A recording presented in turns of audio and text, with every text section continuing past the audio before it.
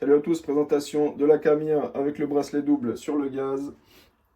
Première opération, donc on va mettre, quand la machine est froide, on doit faire la purge. Donc je peux toucher la machine, je fais la purge d'abord. Donc je mets la moitié du réservoir comme ceci. J'abaisse le levier, là on voit que l'eau ne descend pas, c'est tout à fait normal, la machine est froide. Donc on va allumer notre source de chaleur au max sur un fourneau moyen. Voilà. Donc on attend que l'eau descende complètement au fond. Et puis, une fois qu'on n'a plus d'eau, on peut remonter le petit levier.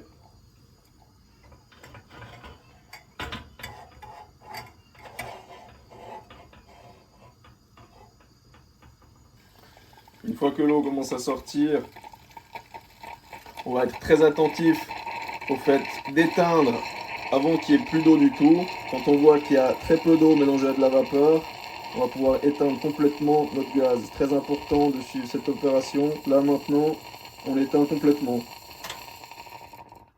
Voilà. Donc là on a éteint, on a fait notre purge, la machine est prête. Je remplis tout de suite le réservoir en entier pour 2 cafés. J'abaisse le levier.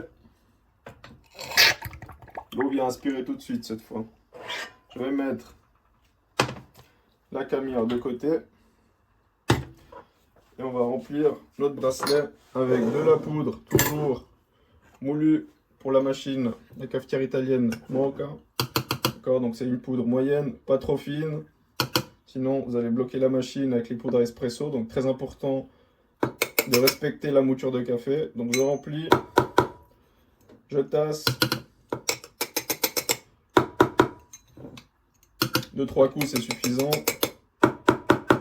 Voilà, je fais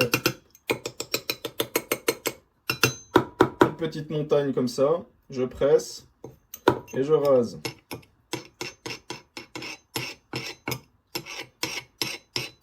Comme ça. Je viens accrocher mon bracelet à la Kamiya d'un côté ou de l'autre, il y a 2 façons. Je remonte le levier, je viens placer mes 2 tasses et je peux allumer ma source de chaleur. Fourneau moyen, moitié de puissance. D'accord, donc ça c'est le max. Là on est au minimum, donc on vient à la moitié comme ça. Si on a fait toutes les opérations justes, le café devrait sortir entre 10, 15, maximum 20 secondes. À peine on verra que les premières gouttes sortent, on va abaisser tout de suite au minimum. Voilà, maintenant j'abaisse la source de chaleur au minimum. J'attends que ça sorte crémeux avant de toucher quoi que ce soit. Voilà, maintenant je peux augmenter ma source de chaleur sans jamais dépasser la moitié de la puissance. D'accord, ça c'est très important. Et je règle, plus je vais augmenter, plus ça va sortir vite et liquide.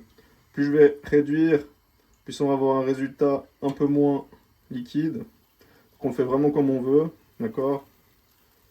L'important c'est qu'à la moitié de la tasse, on éteint notre source de chaleur complètement. Comme ça. Là on a encore une petite différence, on peut faire simplement comme ça si on le veut plus crémeux d'un côté. On abaisse le levier gentiment. Voilà, nos 2 cafés sur le gaz. Donc à quoi ça peut être dû cette légère différence?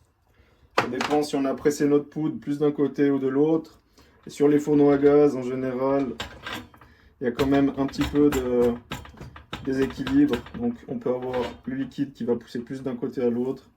Donc voilà, c'est pas très grave, on peut corriger ça sans aucun souci. À bientôt.